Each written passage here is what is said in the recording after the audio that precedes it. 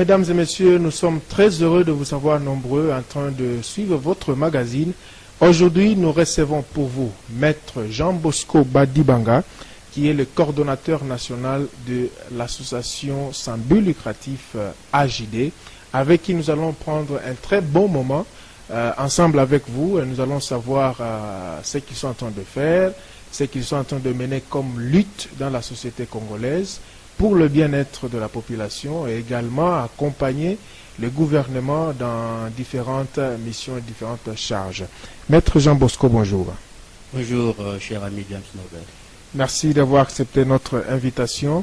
D'emblée, on aimerait savoir c'est quoi AJD.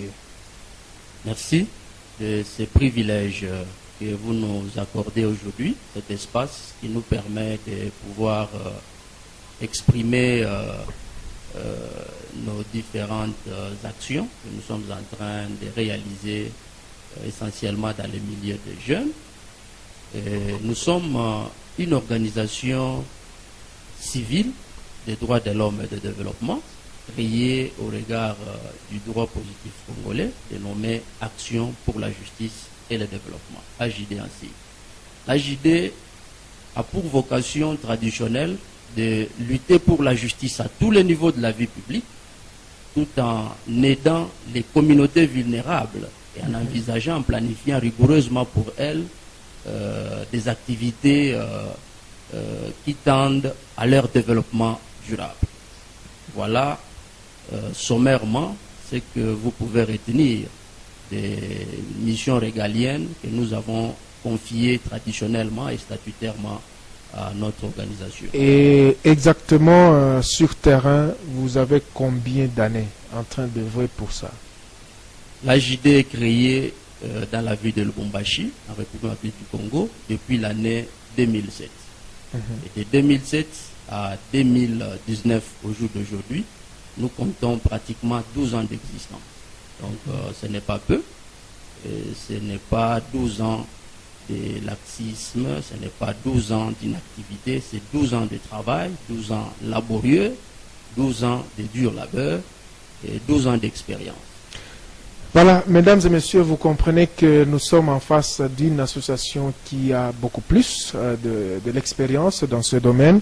Mais aujourd'hui, on aimerait se focaliser sur un point. Vous êtes initiateur d'un grand projet, PEC, le projet PEC en sigle. Ce sigle-là qu'on aimerait un peu savoir, c'est quoi PEC? Ça signifie quoi PEC? Évidemment, l'AJD accompagnant les gouvernements de notre pays, la RDC, depuis des années, se soucie du bien-être de la population. Et, techniquement parlant, nous initions des activités qui vont dans le sens de répondre aux problèmes, aux besoins, qu'ils soient de besoins lointains ou urgents, mais qui touchent énormément la population. Nous avons, en fin de l'année 2018, déclenché un projet en faveur de la jeunesse que nous avons dénommé le projet PEC. PEC signifie promotion de l'éducation civique, essentiellement en milieu des jeunes. Pourquoi nous avons conçu le projet PEC? Exactement. Au fait, nous sommes tous sans ignorer, chers amis, que la jeunesse congolaise, depuis plus d'une décennie, est fragilisée. Elle est phagocytée, dans la mesure où cette jeunesse est devenue un tremplin pour des personnes ambitieuses. Si vous le voulez, ambitionner. Des gens qui, lorsqu'ils ont besoin d'avoir le pouvoir, de gérer le pouvoir politique, de gérer les affaires, ils ont besoin de passer par la jeunesse. Ils veulent utiliser la jeunesse. Mais ils utilisent abusivement cette jeunesse. Et cela dans le contexte de la RDC ou bien vous avez généralisé sur différents pays ou encore d'autres sociétés qui entourent? En fait, nous pensons que cette problématique est vécue à travers le monde. Mais nous sommes beaucoup plus préoccupés par ce qui se passe dans notre pays.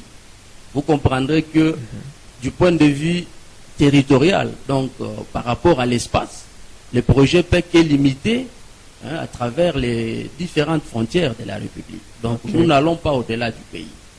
Et donc nous avons cerné la problématique par rapport à ce que vivent les jeunes congolais. Et donc, comme je le disais tout à l'heure, la jeunesse congolaise est en train de subir une sorte d'injustice sociale. Mais cette injustice sociale qui est caractérisée par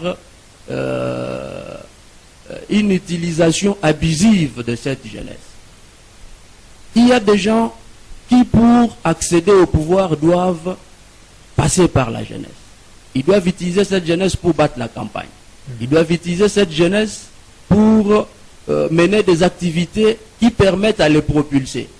Et au-delà de tout, cette jeunesse est oubliée. Non seulement la jeunesse est utilisée abusivement, mais aussi cette jeunesse est intoxiquée.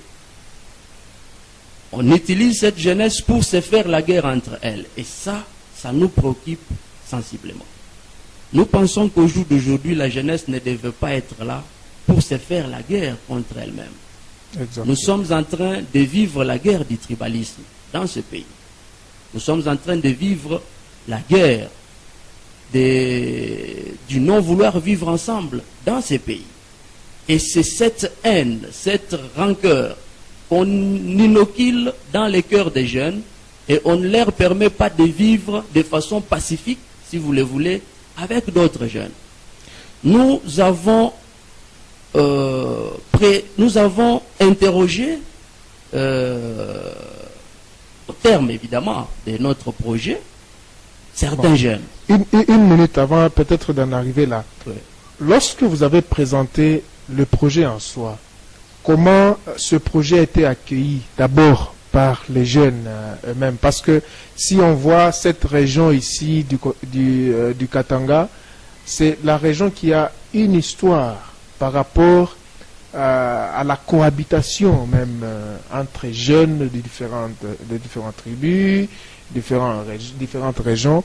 Comment ces jeunes-là, lorsque vous les avez abordés et présenté même le projet, comment ça a été accueilli d'abord? D'une part avec satisfaction et d'autre part avec peur. Et je dois être sincère avec vous. Satisfaction parce que beaucoup de jeunes ont trouvé dans le projet PEC un élément déclencheur de cet élan de paix, de cet élan de solidarité entre jeunes, etc. Mais d'autres, par contre, n'ont pas pu courageusement participer à ces projets. Cela n'a pas été satisfaisant, ni pour eux, ni pour nous, simplement parce qu'ils avaient peur de se tenir debout, de répondre à certaines de nos questions, et même de participer à une série d'activités au terme desquelles ce projet va devoir s'appesantir. Et comme vous le disiez tout à l'heure, cher ami, il faudrait qu'on puisse rappeler avec rancœur, avec amertume dans l'âme, des expériences malencontreuses que cette partie du pays a vécues dans les temps anciens. Nous sommes en 1990, 1992, nous avons constaté que c'était toujours la jeunesse qui était abusivement utilisée par des animateurs politiques pour pouvoir faire la guerre contre les jeunes d'autres provinces. Et donc, tout le monde sait naturellement que c'est la jeunesse qui incarne la force. C'est la jeunesse qui incarne la vigueur. Et donc, il faudrait utiliser cette jeunesse pour pouvoir assouvir ses ambitions, pour pouvoir atteindre ses objectifs égocentriques, etc. Et c'est ce qui a été constaté en 1990, en 1991, 1992, lorsque nous avons tous malheureusement participé à cette épuration ethnique. Oui. Dans la plupart des cas, nous avons vu les jeunes au front avec des machettes, avec des armes blanches pour combattre leurs amis jeunes. Des jeunes qui pouvaient être ensemble depuis des années à l'école, mais à cause de cette intoxication, à cause de cette haine qui leur a été communiquée dans tous leurs milieux, à l'école, à l'église, même dans la famille, cité, en famille, les jeunes se sont métamorphosés immédiatement et ils ont commencé à combattre leurs collègues. Cela n'a pas été une belle expérience. Nous sommes en train de vivre une recrudescence un peu exponentielle, grandissante de ce que nous avons vécu vers les années 90. Et c'est aussi l'une des motivations qui nous ont poussés au jour d'aujourd'hui à cogiter sur le projet PEC. Parce que nous ne pouvons pas admettre que la jeunesse de 2018-2019 puisse vivre les expériences de la jeunesse de 1990, de 1991, de 1992. Voilà, chers amis, parmi les motivations qui nous ont... On comprend que vous avez de très nobles motivations, mais parlant même du projet, qu'est-ce qui est déjà fait, ou bien qu'est-ce qui doit être fait, ou bien qu'est-ce qui est en cours pour arriver un peu à atteindre votre objectif que vous vous êtes assigné? Qu'est-ce qui est d'abord fait? Quelles sont les réalisations par rapport à ce projet? En fait, le projet PEC, comme je le disais, c'est un projet gigantesque, un projet très ambitieux. Ce projet s'est taillé plusieurs activités.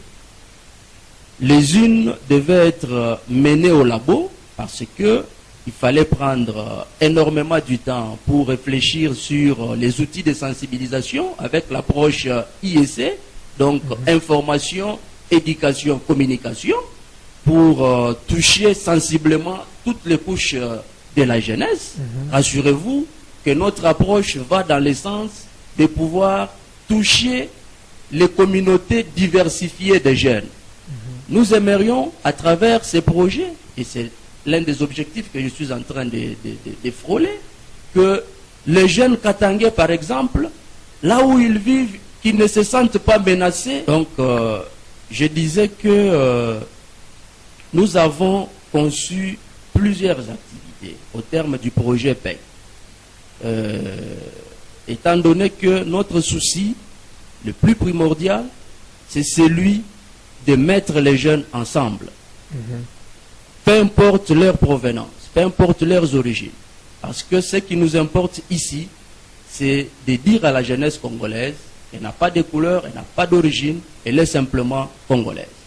Et donc, lorsque les jeunes du Katanga sont en train d'habiter côte à côte avec les jeunes de Maniema, de Sud Kivu, de Nord Kivu, du Kasaï, de l'Équateur et de Bandundu, ils doivent, à travers l'éducation que nous sommes en train de leur communiquer, comprendre qu'ils n'ont pas besoin de se sentir menacés par la présence des autres jeunes. Et cette éducation-là passe par quoi? Est-ce qu'il y a des messages que vous leur avez lancés, ou bien vous les avez lancés des messages en termes je ne sais pas, de publicité, je ne sais pas, ou encore c'est toujours par des émissions comme celle-ci.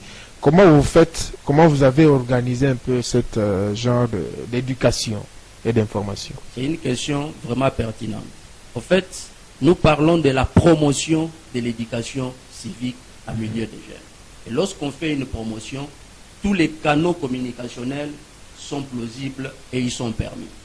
Ici, par exemple, nous sommes invités sur ces plateaux pour pouvoir présenter le message du PEC. Mais en dehors de ces plateaux, nous avons été invités sur beaucoup d'autres plateaux, sur beaucoup d'autres antennes. La radio Capi s'est entretenue avec nous sur les mêmes questions. Nous utilisons l'approche IEC, comme je le disais précédemment. C'est l'approche information, éducation, communication. Nous pouvons lancer des messages très sensibles dans toutes les langues nationales, y compris la langue française qui est notre langue officielle.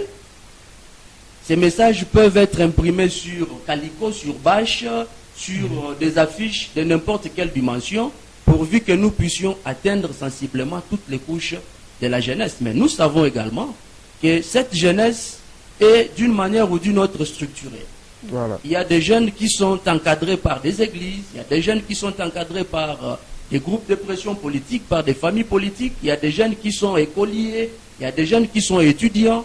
Et nous avons donc, au terme de ces projets, conçu des mécanismes qui nous permettent d'atteindre ces jeunes là où ils sont encadrés. Voilà, c'est à ce niveau-là, je m'excuse, que nous avons diligenté au mois de janvier l'enquête culturelle de paix et de solidarité sociale qui nous a permis d'aller vers les jeunes, d'aller rencontrer les jeunes dans leurs écoles, d'aller rencontrer les jeunes aux universités, de rencontrer les jeunes dans les églises et dans tous les autres milieux sociaux où ils vivent. Cela nous a permis donc de mettre les jeunes ensemble, de les écouter, mais aussi de comprendre leur niveau d'appréhension des thématiques très importantes, notamment la paix, la cohabitation pacifique, le vouloir vivre ensemble, le tribalisme par exemple, la xénophobie, etc.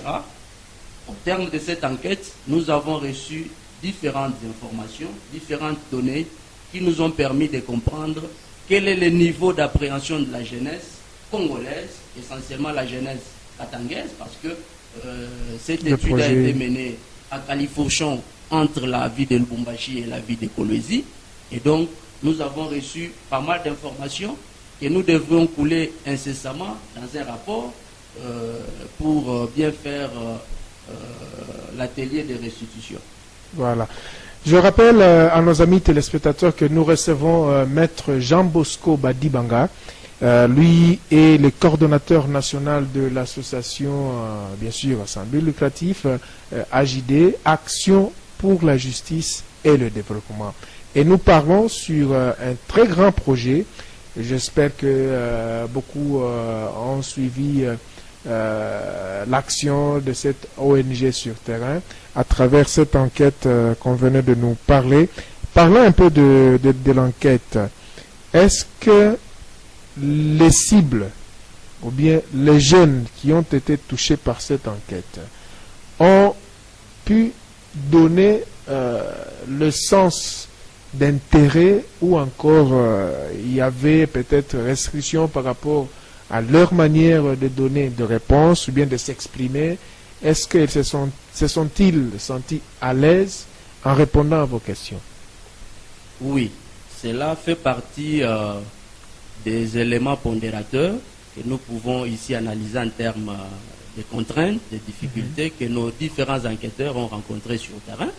Il n'a pas été facile, il faut le préciser ici, de rencontrer les jeunes élèves, les jeunes étudiants, surtout que c'était pendant la période qui précédait la période des examens, des fins d'études, des examens de fin d'année. Et donc, cela n'était pas une chose facile pour nos enquêteurs. Il fallait donc qu'ils puissent être suffisamment rodés. Nous avons pris pratiquement une semaine de formation pour aider nos enquêteurs à être à la hauteur de toutes ces contraintes-là. Mais dans la plupart des cas, ceci est lié à la forme et non au fond, parce qu'il ne nous est pas permis ici de pouvoir révéler certains éléments en termes de résultats de cette enquête.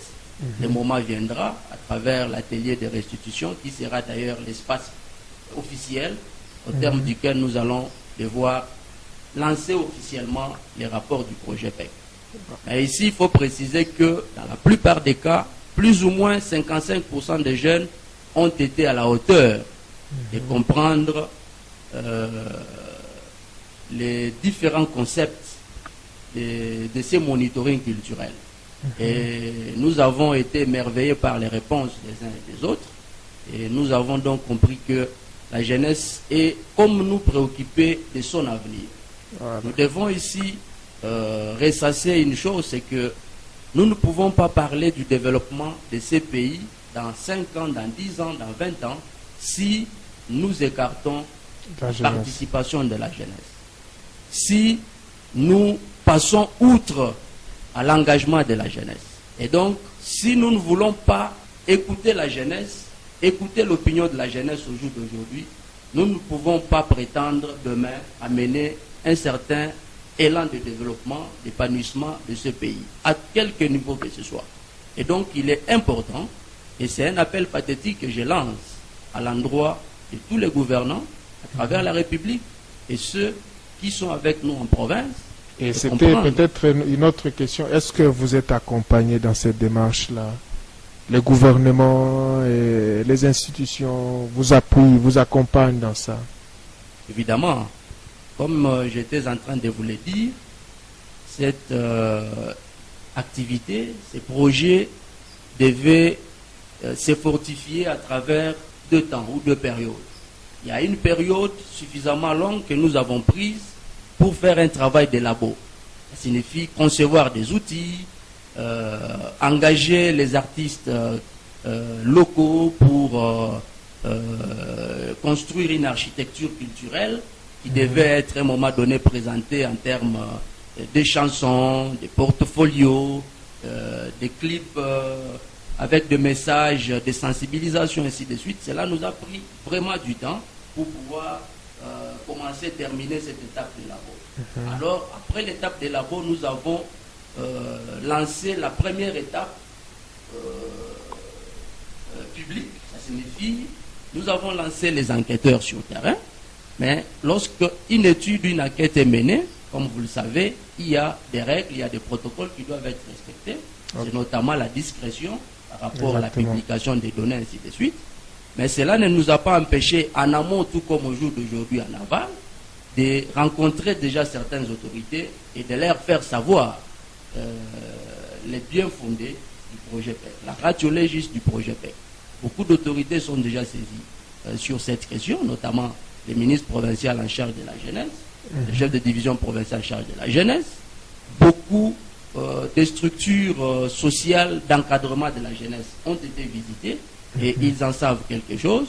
Mais nous pensons au moment opportun que nous allons maintenant les inviter dans un cadre beaucoup plus officiel et ça sera même le lancement du projet PEC.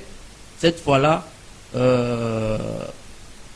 Maître Jean Bosco, nous sommes en train de tendre vers la fin de cet entretien. Qu'est-ce que les jeunes doivent s'attendre au terme de ce projet? Quelle réalisation? Est-ce que vous avez pensé à créer quelque chose qui doit rester de manière pérenne, qui restera peut-être un lieu, un cadre où ces jeunes qui sont concernés par ce projet peuvent commencer à se réunir, à se retrouver, question d'échanger sur les questions qui leur concernent? Merci beaucoup.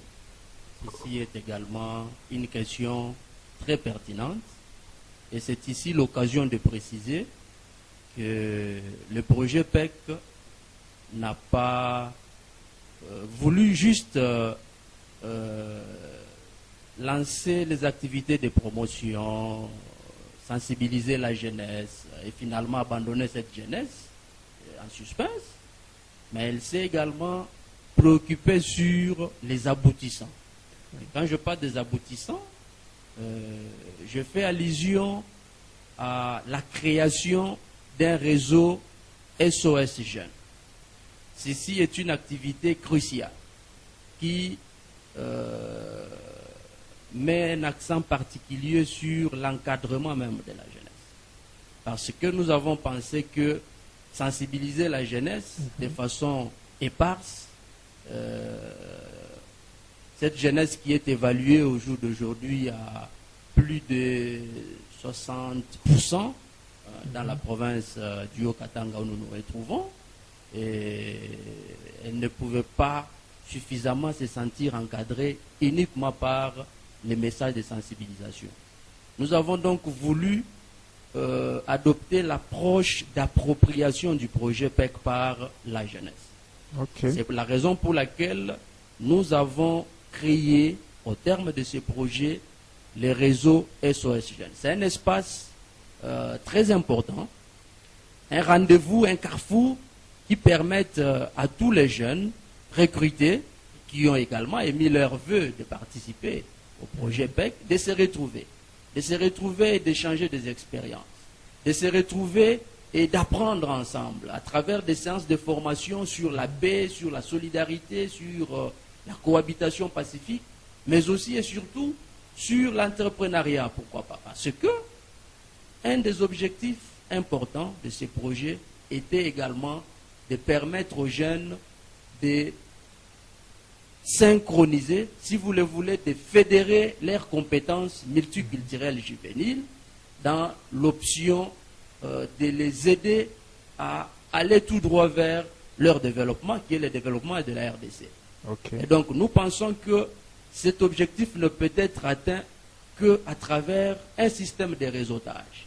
Et donc nous permettons à ces jeunes de rester en permanence, en pleine communication, et de venir puiser davantage des informations, des formations utiles pour leur vie ainsi que pour leur avenir. Et donc, les réseaux SOS Jeunes, c'est un espace plus qu'important qui va devoir permettre à tous les jeunes.